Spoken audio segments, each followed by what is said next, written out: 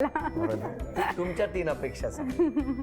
तसं तर काही नाही अपेक्षा, जशी आहे तशी राहा, असं खेळत आयुष्य जगावं बस. जशी आहे तशी राहा, मी कामं करू.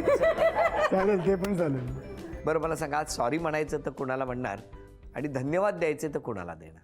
अननोईंगली कोणाला तरी हर्ट केलं असेल, नाव मी नाही घेऊ शकत, बरोबर. अननोईंगली कोणाला तरी हर्ट केलं असेल फॅमिलीमध्ये किंवा मित्रांमध्ये, तर त्यांना मी सॉरी म्हणतो. बरं. आणि थँक्स लईच लोक आहे, म्हणजे बरेच लोक आहेत, हे तर सगळे आहेत फॅमिली म्हणून, भाऊ वगैरे, बहिणी, सगळ्यांना थँक्स. तुम्ही हो? सॉरी म्हणायचं असेल तर वडिलांना म्हणेन आणि सासऱ्यांनाही म्हणेन जर काही चूक झाली असेल तर. आणि थँक्स तर सगळ्यांनाच आहे, सगळ्यांनीच खूप सपोर्ट केला होता तेव्हा लग्नाच्या वेळेला. आणि थँक्यू अजून मी माझ्या भावाला म्हणेन, जो आज नाही आला आहे. तो ॲक्च्युअल सख्खा भाऊ नाही आहे, पण सख्ख्या भावापेक्षाही खूप जवळचा आहे. त्याला मी थँक्यू म्हणेल, कारण की तो प्रत्येक वेळेला आम्हाला खूप सपोर्ट करत असतो. तिसरं, आता झी मराठीच्या ह्याच्यामुळे निमित्ताने मला संधी मिळाली, तर मी माझ्या सरांना थँक्यू म्हणेल, जे माझे बॉस आहेत. बरं.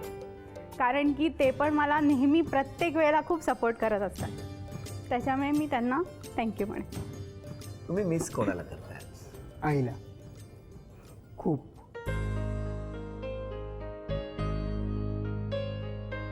खूप मिस करतो. पण त्यांच्यापैकी रिप्लेसमेंट म्हणून किती सगळेच छान आई, सगळे आई. की सासूबाईंनी सगळ्यांनी आईची जागा भरून काढली. आईची आठवण येणं स्वाभाविक आहे तुम्हाला सगळ्यांना. तुमच्या डोळ्यातच मला कळलं की, म्हणून मी विचारलं की तुम्हाला बोलायचं होतं, तुमचे डोळे बोलत होते. सगळ्यांबद्दल बोलून झालंय, मला माझ्या आईबद्दल बोलायचं आहे असं तुमच्या डोळ्यात वाटत होतं, म्हणूनच विचारलं. शी वॉज माय बेस्ट फ्रेंड. आणि बऱ्याचदा आई आठवत असेल ना तुम्हाला, बरेचदा. जेव्हा या चिडचिड करतात तेव्हा? गंमत करतो. नाही, but we miss her. Yes, We miss her a 100%. lot. आईला स्वाभाविक आहे, कोणीच विसरू शकत नाही. हां, आईचा तुम्हाला आशीर्वाद आहे, हो की नाही? तसाच आशीर्वाद कायम राहणार. हां, आणि त्यांना कधी तुम्ही आई ग असं म्हणायची वेळ आणू नका. कारण काय आहे, हा कार्यक्रमच असा आहे की कधी डोळ्यात पाणी येतं, कधी हसू येतं चेहऱ्यावर. डोळ्यातलं पाणी हे आनंदाचं असावं एवढीच इच्छा असते.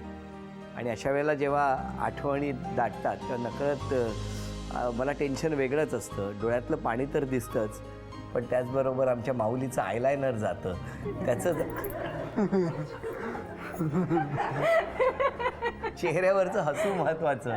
आणि ते हसू कुठेही कमी होऊ नये म्हणूनच तर 12 वर्षाहून जास्त काळ हा प्रवास सुरू आहे. आता या ठिकाणी या दोघांनाही शुभेच्छा देऊया. कायम हसत राहा, आनंदी राहा असं म्हणूया. आणि त्याचबरोबर झी मराठीकडून ही भेटवस्तू तुमच्यासाठी.